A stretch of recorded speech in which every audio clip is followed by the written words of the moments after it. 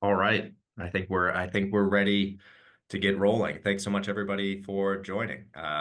Good morning if you're in San Francisco, and welcome to today's event, Building Trust and Security in the Age of AI. I'm Greg. I'm your moderator for today's session. I've been with TransformVC for about 8 months now, and before that, I have a background in finance and fintech. And I'd like to extend a warm welcome on behalf of TransformVC. This is part of a monthly webinar series where we will be bringing together many of TransformVC's portfolio companies, like Aman, who is the CEO and co-founder of Deeptrust, who's with us today, to help us understand the critical challenges and emerging solutions that we're seeing in today's technology landscape. These monthly webinars all lead up to the Impact a Billion Summit, which is on October 24th. Impact a Billion is core to our mission here at Transform VC. We're an early stage deep tech VC firm aiming to support 1,000 founders to impact 1 billion people while making $1 billion. We want to empower startups that have a significant climate or social impact at their core. And that's why speaking with today's guest, Aman from Deeptrust, is both timely and critical to our mission at Transform VC. Deeptrust is at the forefront of detecting AI-generated deepfakes and fraudulent activity. And with the rapid evolution of technology, understanding how to safeguard our information and prevent fraud is increasingly important.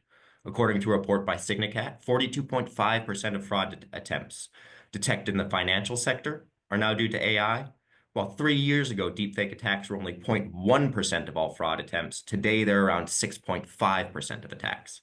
And we're seeing predictions from Deloitte that generative AI could enable fraud losses to reach 40 billion in the US by 2027, which is up from only 12.3 billion in 2023. I'd like to next run over the agenda of what we'll be talking about today. First, we'll have a brief demonstration where Aman will walk us through Deeptrust's real-world applications and discuss its technology. Next, we'll transition into a discussion where I'll engage with Aman through a series of curated questions. And then we'll open up the floor to audience questions.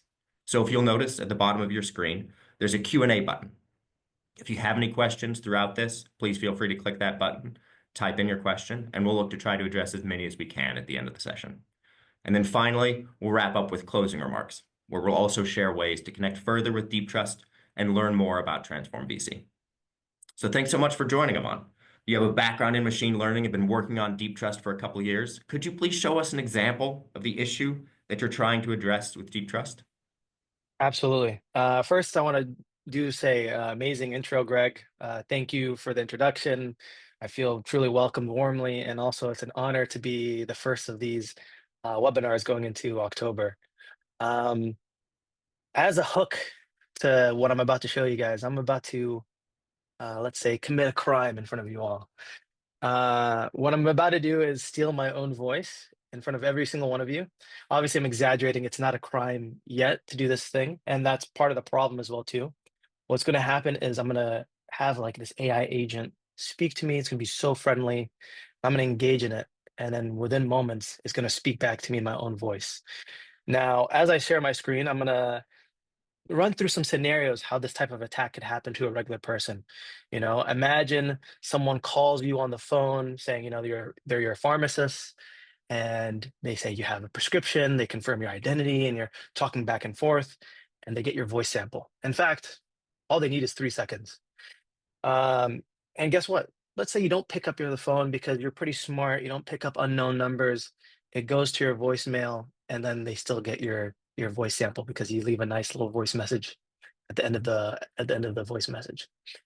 And then the same goes if we have social media or whatever it may be. So the reality of the situation is your data is out there, your likeness is out there, and if someone has the intention behind it, it doesn't take a lot to actually do this. So you'll see with this little example, we call it Terif.ai. It's a voice phishing experience, and we'll just get it set up real quick here to have that AI agent come in here. And we actually have security professionals who actually use this as an educational tool with their organizations, where they let people come in and experience it as an educational experience. They talk to the AI agent. You can even put a voice ahead of time, choose some phishing experiences ahead of time. So yeah, all right, Terify's about to join us now. Hi there, I'm Terif.ai, and I'm really excited Can to you hear it? chat with you. What's your name? Hey, Terify, this is Aman. Pleasure to meet you. Yo, Aman. Great to meet you too. What's something you're really passionate about? I'm honestly really passionate about the education of teaching people about the potential misuse of AI. I mean, first of all, like this is truly a paradigm shift in technology, and it's definitely going to be more of a benefit to humanity than anything else. But then at the end of the day, regardless of whatever tool we're talking about, there's always going to be bad actors. For sure. Aman, you've got a solid point there about the balance of benefit and risk. What's your take on how we can keep things in check with AI? I think always step one, and you'll hear me reiterate this over and over again, is to first be aware and keep yourself aware about the potential issues that are out there.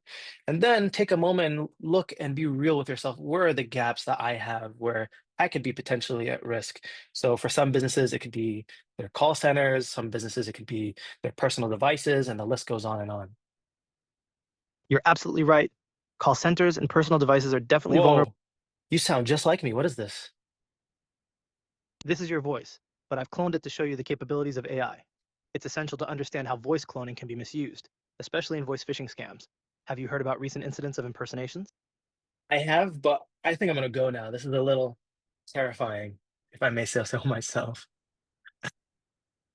Thanks so All much right. for Oh, sharing that. no problem. No problem. I remember the first time I saw that, and it was shocking how quickly and how well it can replicate a voice. And the range of vocabulary I thought was fascinating.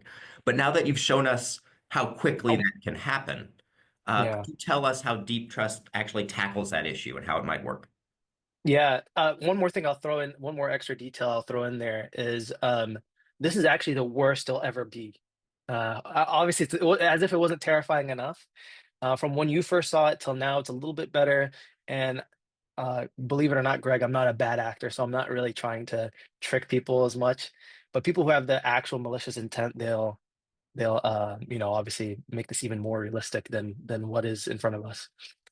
So answering your question, how are we solving this problem today? Deep Trust today, we're building voice and video call security uh, for security teams to protect their employees against phishing, social engineering, and deepfakes on platforms like Zoom, Meet, Teams, and other platforms that basically fall under voice over IP. So yeah. Perfect. And why do you think this is such a growing problem right now? So why did you decide to come in and address it? And how big do you think that problem is? Yeah. In terms of how big the problem is, it's a it's a problem that falls under digital trust. How do you trust your own eyes and ears again now that you know what is actually possible? And this falls under multiple problems. And we fell into the voice and video call security space because of the fact that the number of breaches that had been caused by voice phishing had been growing like a hockey stick. If you look into the data, another thing that just came out just today, Gartner put out a prediction by 2027 or 2028 they predict one out of every four job interview would be someone impersonating someone else, obviously using deepfakes or tools of the like. So it was pretty clear that this is a fast growing problem. It's the same malicious actors who have always been trying to scam you, but now they've been basically empowered thanks to the technologies that we have today. That is incredible. One in four job applicants. I can't imagine how hard that's going to be to manage. Could you tell us any other examples that you've seen where deep fakes and social engineering might be being used? Yeah. There's one incident that happened around this time last year. It's probably the poster child of the problem where we had this firm that's globally they had global employees across the world, and there's one particular senior exec who had access to financial accounts, and someone reached out to them with a typical phishing attack. They sent a message saying, hey, this is me, your CFO. I have this urgent deal that needs to get through. And this person actually followed their training. They told the person, hey, if you are actually my CFO, actually we need to jump on a call to confirm this very thing. They not only jumped on a Zoom to meet and hear their CFO, but they also saw and heard other leadership in the call. So it was about to nine people in that call, and they were the only real person in the call. And then they proceed over multiple calls to make wires to this individual, totaling up to $25 million. And it wasn't until days later that they realized that had happened to them.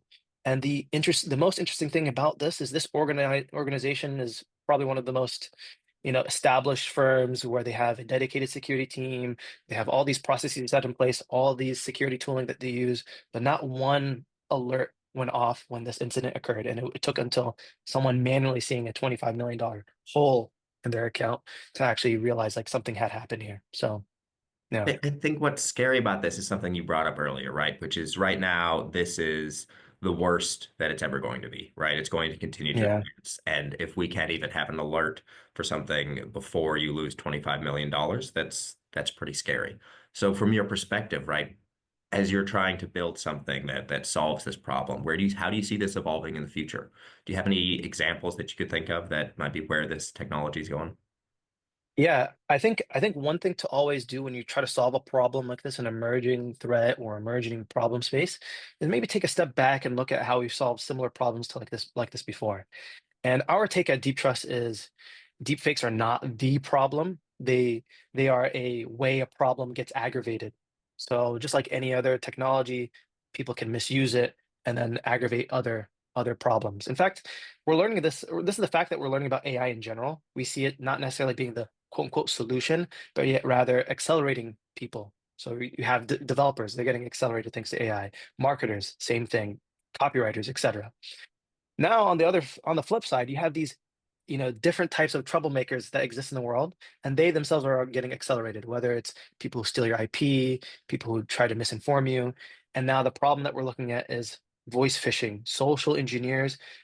Basically, 90% of breaches to any business is through a social engineer. They will either send you a text message pretending to be, hey, this is your CEO, send me an Apple gift card. And now they have AI basically at their toolkit to utilize against you. So the way you actually really solve this problem is like go back to the fundamentals. And for every single attack that we see, there are always two common denominators, uh, regardless of what tricks they use. They're always trying to contact you from an unverified device, right? So maybe it's a person calling in from Russia or China. It's not coming from like say from an enterprise standpoint. It's not coming from a device that you recognize or trust. And then second, regardless of what tricks they play, whether it's like a baby crying in the background to add urgency, or they use a face swap, a voice clone, whatever it may be, they're going to try to deviate you from corrective action. So, for example, The Wire, with that one company I mentioned earlier, they technically have a lengthy process before a wire can occur. But because that person utilized familiarity and added some urgency, the director was like, okay, I'm going to just, because it's clearly my CFO, I'm going to skip the rules, right? So they will use these tricks, not because the tricks are the all end all be all for everything, but rather it's a distraction from corrective action. So to answer your question, how do we actually solve this problem as it continues to grow, is to go back to the fundamentals and try to make sure that we are, in the problem space of social engineering, we're paying attention to those two common denominators as a way to restrict and prevent attacks. No, that makes a lot of sense. It's hard to think about how you can solve that social engineering problem when technology and deep trusts and deep fakes are getting more and more realistic, and it's hard to differentiate what is AI from what is a person. Is there Yeah. anything else that you'd like to share about how Deep Trust is staying ahead and sort of focusing on those 2 points to develop a good technology? Yeah, absolutely. The way our core tech works today is we go back to those two fundamentals, like I mentioned earlier, and we have an agent that joins the call and throughout the entirety of the call does audio analysis. What is it looking for? One, like I mentioned, how do you trust a device? Every enterprise device that we work with will watermark the audio stream, having an immutable watermark that is irremovable, but then it can tell you where the audio is coming from. So now you have a way to, one, validate the source of the content so you can trust where it's coming from. So boom, we're passing that first denominator. And then two, we do context analysis. So what's being said, who's saying it, what role access do they have to certain things? Are they adding urgency to sensitive information? We flag those certain things, and then we'll try to give prescriptive actions to the employees in the call. And then, of course, we're also doing things like voice clone detection, and eventually we'll add other layers such as biometrics and anything else that we find to be useful to the analysis. And at the end of the day, for us, what we see is the more data we have, the more likely and less likely it is a false positive, and the more confident we are with our response. And then finally, the output of all of this analysis, again, I kind of mentioned it earlier, is prescriptive actions for the people in the call. And if it continues to persist, then we even alert the security team. So that's how we go about solving the problem. And this resonates with basically every single security team that we've worked with. And this comes from their feedback, and we've basically learned from them before we just implemented it. No, it makes sense. Right. The best Yeah, technology is not something that just flags an issue, but actually gives you an ability to take the next step to solve the exactly. issue. But in order to get to that next step, I'm assuming companies have to be ready for that next step and ready to take it. So with this incredible evolution of the technology, where do you think organizations can start from today so that they can be secure and then be ready to take some of those next steps if risks and negative actions occur? Yeah. So when it comes to when we engage with potential customers, unless you already have a project to solve this problem, what we tell you to do or recommend an organization to do is actually first take some time to bring awareness and educate yourself and the entire organization. And then you and your board, your team should take a moment to step back and look at where your potential gaps are. Obviously, we will love to say one of your potential gaps is voice and video calls because we protect that, but it actually, spans more than that as well too.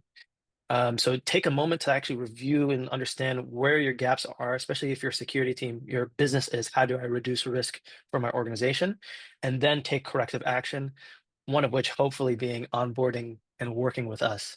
But typically speaking, some of the enterprises that we've been speaking to today, people have been engaging and being started doing this preemptively before even talking to us. And financial services and regulated businesses are already kicking off projects to solve this problem independently. So the timeline has worked out really well for us, where some of the people that we engage with, they've already started looking for something like ourselves. So that's basically how I'd go about if I were part of an organization solving that problem. No, that makes a ton of sense. It's always important to start to get prepared. But as they Yeah. look to onboard you and as they look to solve some of these problems, what do you think the biggest challenges are that are preventing these businesses from achieving their security goals? Yeah, yeah. I think the biggest challenge we've always noticed has not been like helping people understand the problem. Actually, we're at a stage now where the problem has been in everyone's face, and at least in the security space, to understand this is something that they need to solve or eventually solve. Actually, it's a problem that exists for security products in general. How do I tell the rest of the board or the rest of my organization that what I'm doing or bringing when it comes to say a vendor or a project that's security related is useful for our resources? How do you convince security isn't just a cost? And the way that you really do this is by bringing value that is useful to others within the organization. Maybe you also are a security tool that is useful to the sales team or the product team or the engineering team. And that's how you see a lot of these successful cybersecurity companies operate is, yes, they are a cybersecurity tool at heart, but you can see that they bring value to non-security use cases as well, or non-security functionalities. So to go back to your question again, what's the most difficult thing is to inform non-security people who also are decision makers that this is useful to the business as a whole. So yeah. No, that makes a lot of sense. Thinking about the number of stakeholders that you have to work with and convince Yeah. that there's value associated with what you're bringing must be a continuous challenge. Is there ways that you go about demonstrating the value that you can provide to a business? Yeah, absolutely. This is something that we're still learning and grasping today, but we've gotten early inklings that we're hitting the nail on the head. But it basically goes back to the problem that we see in the security space, which is low headcount, and then the need to maintain compliance, but not really know if it works. And we've been offering this opportunity to not only have coaching for each individual instance, but as an organization as a whole. And how does that actually help a business as a whole? Because every team within say the board, their functionality should be how do you help make the business make more money. um, they are low on headcount, and part of what our tooling can do is can help make things more efficient. We're collecting data today to help prove that, whether it may be in the use case of like say a bank that has a contact center with high churn. Am I going to spend money on training every single time to make sure they're at the top of their ability to engage with external actors or customers? Or would I be able to have a security agent that can like guarantee that a little bit more so I can onboard people a little bit faster? That's one hypothesis that we have that we're testing today. So it's basically trying to find ways to like prove that we bring efficiency in other business means that are adjacent to security, and we're seeing some early inklings of success from that. So yeah. No, that's exciting. I'd imagine in this research, where you're going out and you're talking to a bunch of different folks who might have Yeah. a need to implement a security solution. I'd imagine there were certain industries or groups that seemed most vulnerable to deepfake fraud or had the most types of attacks. Could you share anything about the industries or the market segments that you're looking to address first, or the ones that are most vulnerable to this type of fraud? Yeah, yeah. The number one industry that we've been working with and have had inbound from is the financial services space. Actually, some statistics that I can share that's pretty relevant to why that makes sense is, in general, when it comes to cybersecurity, the financial services space gets 300x more than any other industry. And there was like a survey that went out to like financial professionals who would be in charge of things like, say, wires. And if you told them, or you asked them, if your CTO or CEO asked you to do particular action, would you just do it? 90% of them basically said yes. And then the stat that you mentioned earlier, which was around the lines of, over the last year, already 40% of institutions have said they've seen some sort of deepfake attack, whether it was through a live video or a live audio feed. So financial services has definitely been the number one. And then I would say right after that would be healthcare services, just because they've already been large targets of ransomware in general. And some of the biggest incidences of ransomware would be targeting their IT or support channel, where they could call them, tell them, "Hey, reset my password," or something like this.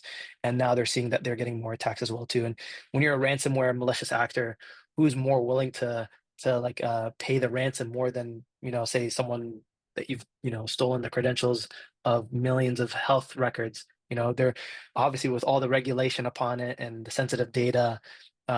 It's been proven for malicious actors that like this is a perfect target to attack. So some of the earliest industries we've seen are those type of regulated businesses. So yeah.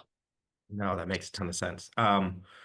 Just as a time check, we're coming in close to the end of the conversation between Amon and myself. So if you have any questions, be thinking about them, be putting them into the Q&A, and we'll be excited to open this up really soon to some more of our audience questions. But Amon, so some of these initial types of companies that you're working with are companies that are able to afford a lot of security and dedicate a lot of time to that security, whereas other folks, maybe in other underserved communities, aren't able to do that, but they are still arguably even more vulnerable to Yeah. some of this deepfake fraud. How can we ensure that AI security solutions are available to those communities? Yeah. Listen, so I'll be blunt honest with you. I'm a 27-year-old machine learning engineering background. I did not jump into this space because I was like, call centers are my passion, voice and video calls are my passion. I saw an opportunity that is the ability to build the trust layer for the entire internet and protect people, whether you are, say, some big financial services or a regular individual who's just as exposed to this type of risk and problem that we see that will impact anyone with eyes and ears. So for me, I feel very, very passionate about the opportunity and possibility to bring this type of security tooling to not just people with billions and billions of dollars, but to also to the billions and billions of people who are getting attacked with scams and anything like that. So for me, whether it's the elderly or our parents, neighbors, anyone like that, I would love to see an opportunity for us to be able to integrate our technology for mass use. That is, it's a good vision to see that you can build that trust and security layer for the internet. It's getting harder to believe what we see online, and it's an exciting vision to think that maybe we could in certain circumstances. So what excites you most about either your technology or AI's potential for positive change, and how do you think deep trust contributes to that? Yeah. Um, I think one of the unique things I'm excited about, everyone says a lot of the same things about how, 10x our engineers or do this or that. For me, I see there's an opportunity to finally solve a problem we've had for a while, which is, again, having that trust of what we're seeing and hearing. The opportunity to build, let's say, the digital trust layer of the internet, not only because the problem is getting aggravated thanks to AI, but then AI also unlocks our ability to build the trust layer of the internet. And what do I mean by that? Today, you can see that we're like solving this problem for cybersecurity, but I don't actually see deep trust as just a cybersecurity company, or at least the opportunity of cybersecurity one alone.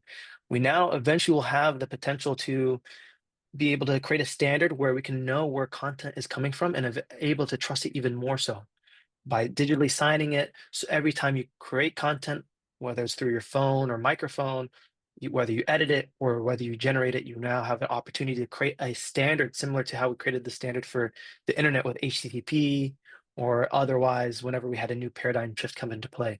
So that's what really excites me here, is there's opportunities to basically, with a new paradigm coming in of how we operate as a world, how can you create standards to solve many problems all at once? And that's really what drives me at the end of the day over the long term.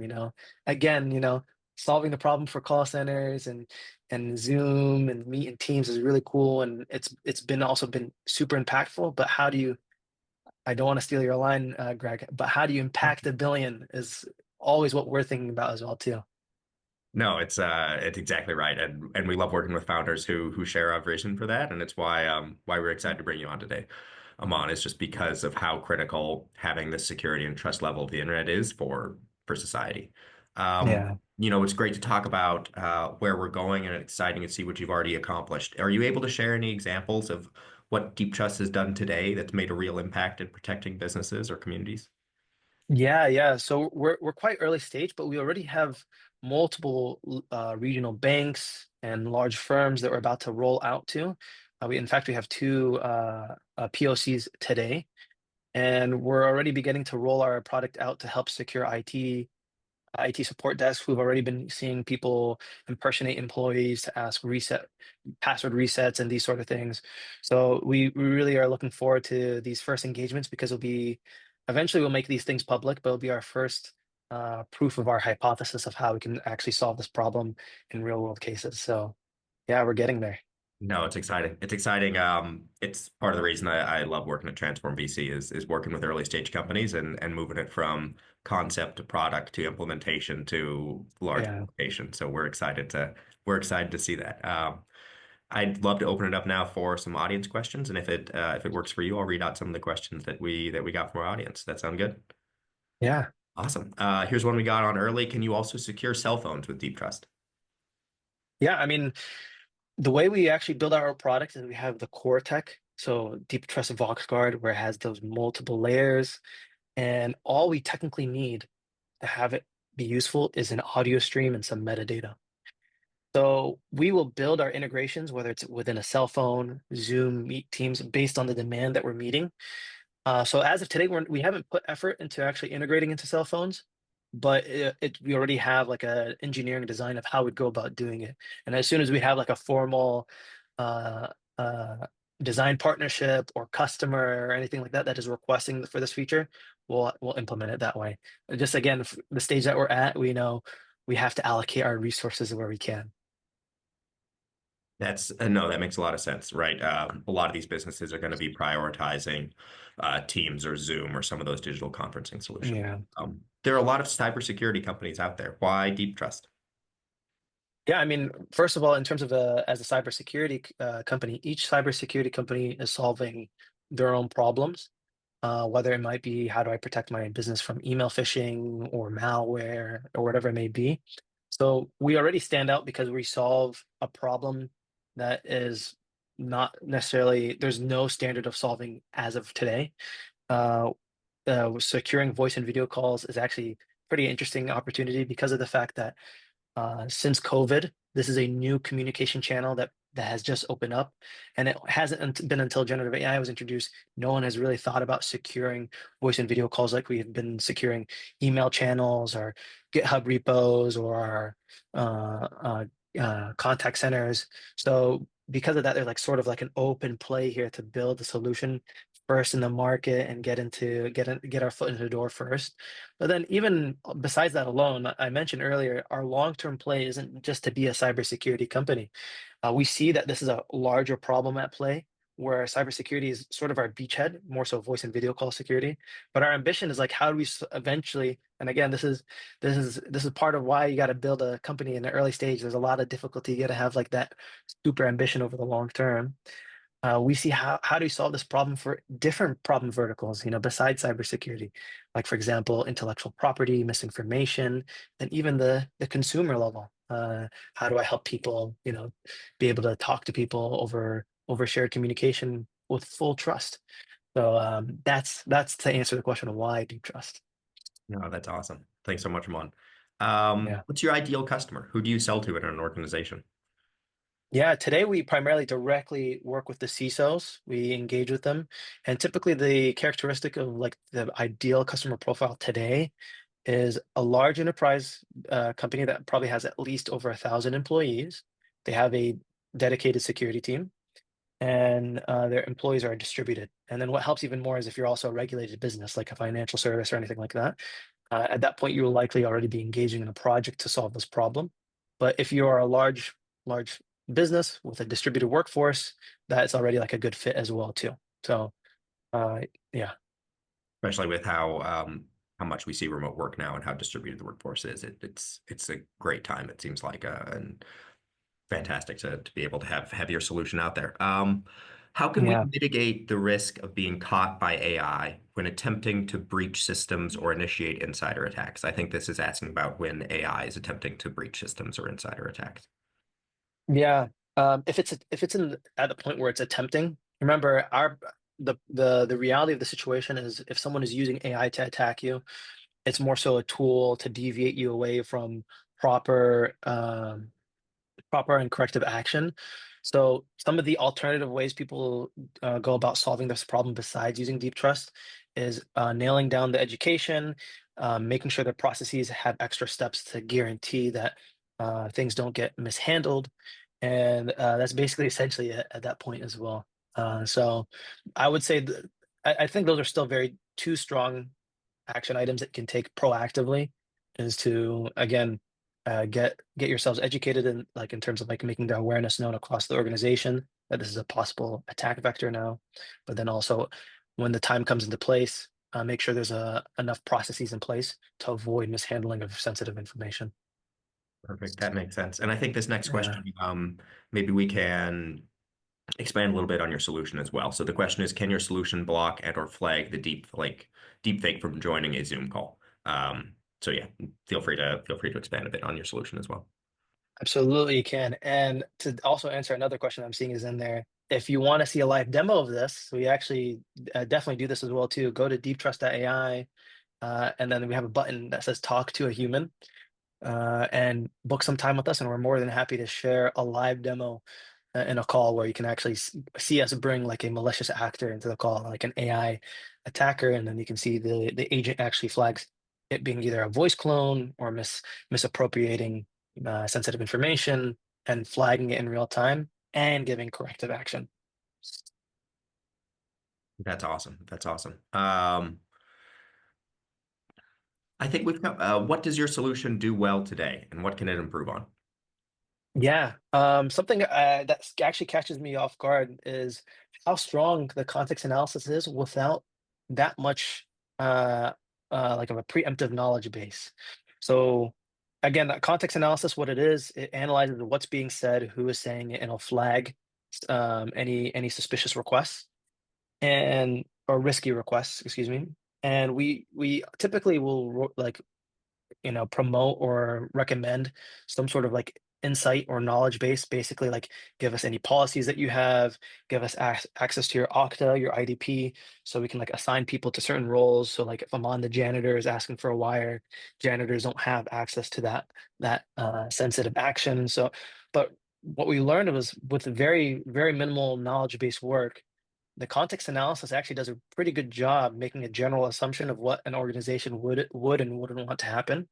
And we've already, have gotten really great feedback in real world use cases. We've tested it and done simulations, but we've had security team members come back to us, tell us stories of like what the agent flagged and what corrective actions it made, and they were impressed. And sometimes I'm actually kind of surprised, I'm worried about like false positives and things like that, where maybe it's a little too sensitive on giving its advice, but sometimes every single time we've actually had more so excitement from the security teams on like for example one story we heard was like someone was asking for access to a hard drive and they didn't they didn't make it clear that they had permission to do that, right? And the agent proceeded to say, hey, remember to loop in this person before you get the access to the hard drive, step 2, step 3, step 4.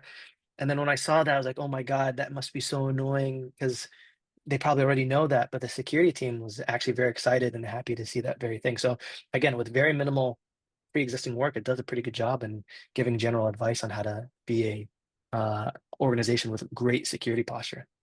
That's it's pretty funny because it might not actually be flagging a deep fake. It's just flagging somebody who doesn't know the proper security protocol, which also seems like a feature, not a bug, almost that it can Yeah. pull that out because learning all the security, especially for a large company, all the security processes is hard. It's interesting to see the things that you uncover as you develop a solution that solves real problems. And I'm sure it's fascinating along the way. Um, uh, Beyond technology, how important is education in helping individuals and businesses recognize and fight deepfake fraud? Yeah, I think the people who are the most susceptible are obviously people who are not even aware that this sort of technology is even possible. I mean, we're sort of in the tech bubble, so for us, it seems so obvious that, AI can do this. It can, steal your voice or sound like someone familiar, sounds even human, period. But I'd say the majority of, maybe this is, I don't have like the data to prove this, but just from my own like life experience, I feel like the majority of just general public have no idea this is actually possible. Like someone can, like AI can just sound like a human, period, not just like it can sound like Greg or Aman, first of all. It can sound like just a person in general. So a lot of the stories that we hear from the individual level is people thinking they're talking to their son or daughter or their mom or grandpa, and saying, "Oh my God, I need this or this," and they're adding urgency into that, and nothing in the back of their mind would ever cross like, this could not be someone that I know, because since the beginning of time, if I hear something, if I see something, then I believe it. So that's why I'd say education beyond of course, the technology is so important, because the most susceptible people are the people who are not aware. That is, yeah, it's so hard to be educated about everything, and then you have to Yeah. pick things that you learn about, and cybersecurity is critical, especially with developments that we're seeing now. Who are your competitors? How do you compare to your competitors? Any pros and cons? Yeah. Yeah, I'd say in general, like if we're to generalize the space, you'd have two types of companies that would come close to being like claimed to be adjacent to us. It'd be deepfake detection companies, and then you'd have maybe contact center solutions. Um, I can maybe name drop, like for example, Reality Defender and Pindrop. You have deepfake detection companies which solve this particular problem, which is, how do I detect the deepfake? And I'm very certain that Reality Defender is actually really great at doing that. But the reality is, for us today, the problem that we're focusing on is, how do you prevent social engineering, fraud, and voice phishing on voice over IP with or without a deepfake across these communication channels in particular. We're very focused on that very thing.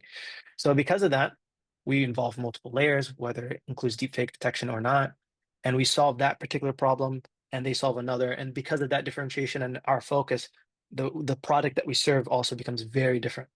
They serve maybe, say, for example, an API, whereas we serve a security agent.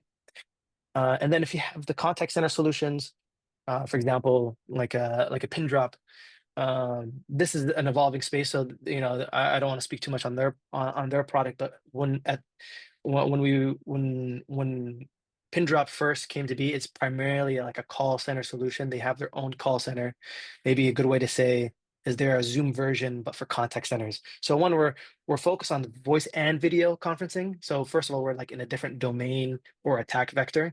But then on top of that too, Pindrop is trying to serve their own call center solution, competing with the likes of Ring Central, Genesis, and the likes of which, whereas our perspective or perception is, we just integrate into those call center solutions. We are something that is collaborative with your existing work environment rather than trying to replace it. So I'd say that's one of the key differentiators between us and them, as well as also their approach to solving this deepfake problem, which also is reliant on deepfake detection. Whereas for us, again, we're very much focused on the fraud and the typical attributes of social engineering attacks. Like I said, going back to the two common denominator aspect. So that's how we typically differentiate ourselves with people who are adjacent in the space. Perfect. No, that makes a ton of sense. And Yeah. there's a few questions left, but I think we're running out of time. So maybe one Okay. last quick question from the audience, which is common sense solutions to avoid AI fraud that don't require investing in security tools. Yeah. Common sense thing is if someone is coming to you asking for something sensitive and driving urgency for it, then you should probably take a moment, stop and think, which is a hard thing to guarantee when you're like a security team leader of an organization of 20,000 or 100,000.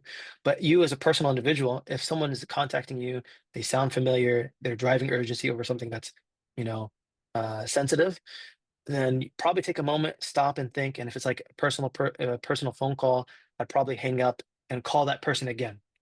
And then if it's amongst your family, a tip that I typically give is amongst close family and friends, maybe even have a passcode, where it's something that only they would know. So in case something does happen, and it would make sense that they would contact you if it was a real situation, you can ask them for that passcode at least as a way to sort of have extra trust in the situation that's happening.